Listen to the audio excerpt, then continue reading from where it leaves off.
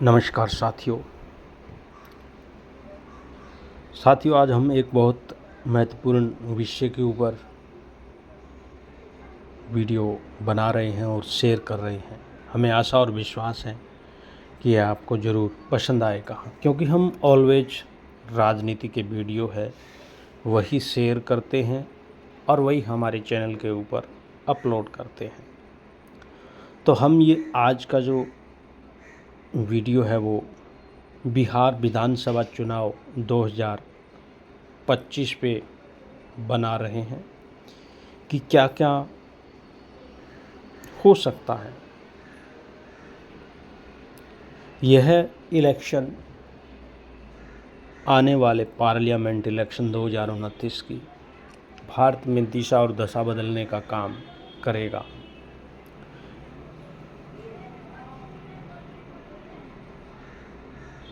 और इस इलेक्शन से कौन सी पार्टी का अंत होगा, कौन सी पार्टी ख़त्म होगी, कौन सी पार्टी राजनीतिक ग्राउंड से बाहर होगी, उसका भी यह फैसला कर देगा।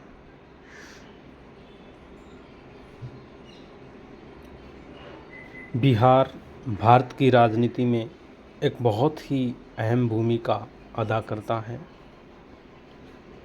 और बिहार में जो है 2 सदन है, विधानसभा और राज्य विधान परिषद। अब आपके मन में एक सवाल होगा, ज़रूर आता है हर किसी के, कि बिहार में लोकसभा, विधानसभा और विधान परिषद की कुल कितनी सीटें हैं और इस बार किसकी गवर्नमेंट बनेगी। तो बिहार की राजनीति पे हम थोड़ा सा विश्लेषण कर लेते हैं। बिहार है वो भाषा और रीति रिवाजों से और कल्चर से भरा हुआ है और पूरे बिहार में जब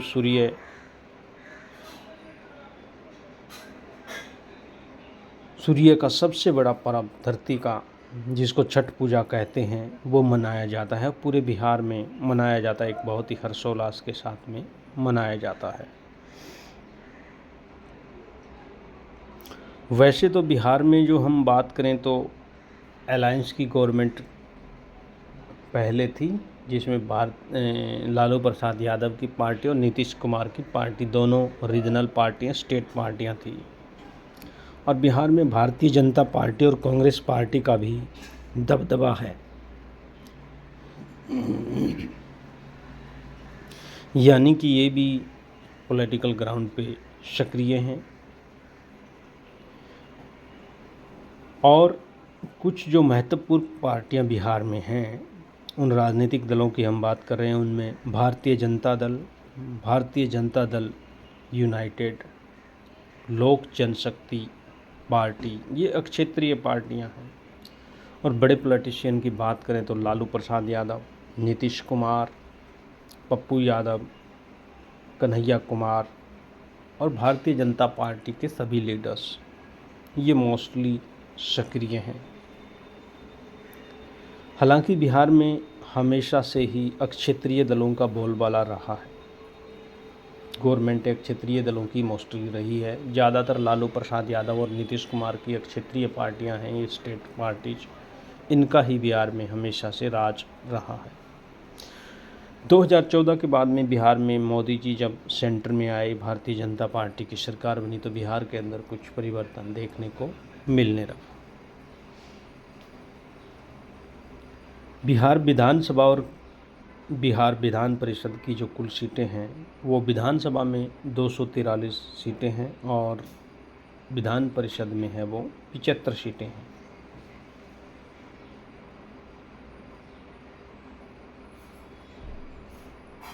जो 243 सीटें, उनके ऊपर जनप्रतिनिधियों का जो है 2025 में चुनाव होता है, जिसको जनता प्रत्यक्ष रूप से अपना मत का अधिकार देकर चुनती है।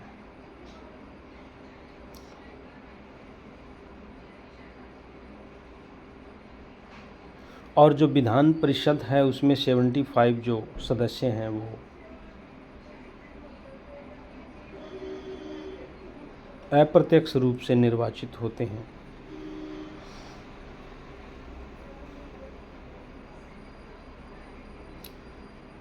बिहार में लोकसभा की 40 सीटें हैं और ये 40 सीटें हैं,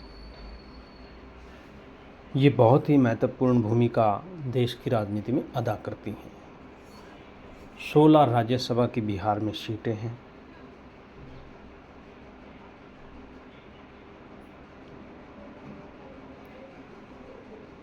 अब हम चलते हैं 2025 का जो बिहार में इलेक्शन होना है असेंबली का, उसके ऊपर कौन सी पार्टी यहाँ जीतेगी। यह तो एक जानकारी थी, यूथ को आजकल जानकारी नहीं है कि बिहार में कितनी सीटें राज्यसभा की हैं, कितनी लोकसभा की, कितने विधान परिषद की हैं, कितने असेंबली की हैं। अब हम चलते हैं बिहार में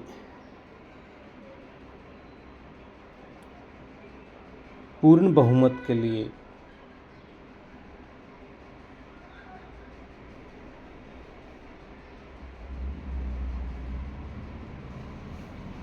122 सीटें चाहिए। 243 टोटल है, 122 सीटें वहाँ आनी चाहिए। तो अगर इतनी आती हैं तो बिहार में गवर्नमेंट किसी भी पार्टी की बन सकती है।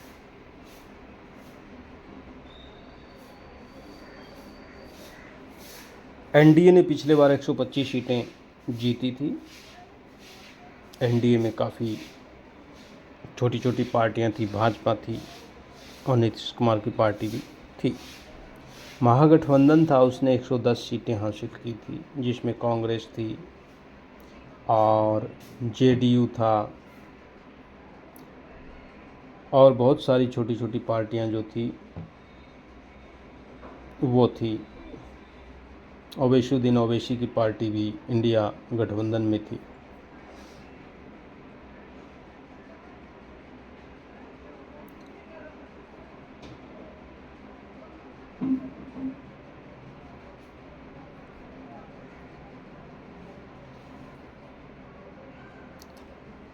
अब बिहार में किसकी गवर्नमेंट बनेगी उसकी शंका हम आज ही दूर कर देते हैं। हमारे सर्वे के अनुसार हमने लोगों से डिस्कस किया, फ़ोन कॉल्स किए, तो हमें 129 सीटें आने की लोगों ने उम्मीद जताई है कि 129 सीट भारतीय जनता पार्टी को मिल सकती है, अगर Bharatiya Janata party without alliance election fight करती है तो। क्योंकि बिहार में कानून बनाने के लिए 129 सीटें चाहिए, पूर्ण बहुमत चाहिए, 122 से बात नहीं बनेगी।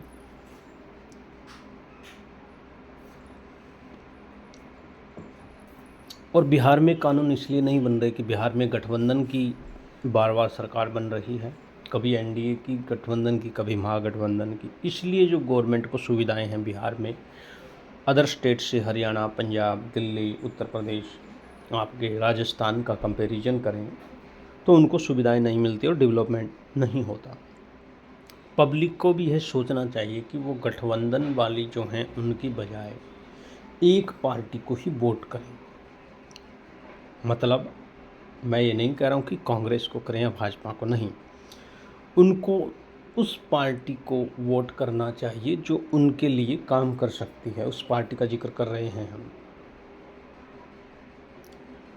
उसको, क्योंकि जब वो ऐसी पार्टी को वोट करेंगे जो उनके लिए काम करेगी तो बिहार में विकास होगा और बिहार के अंदर जो औद्योगिक जितना डेवलपमेंट होगा, इंडस्ट्रियल डेवलपमेंट, उतना बिहार के पॉपुलेशन को है वो गरीबी से निजात मिलेगा, लोग गरीबी से बाहर आएंगे।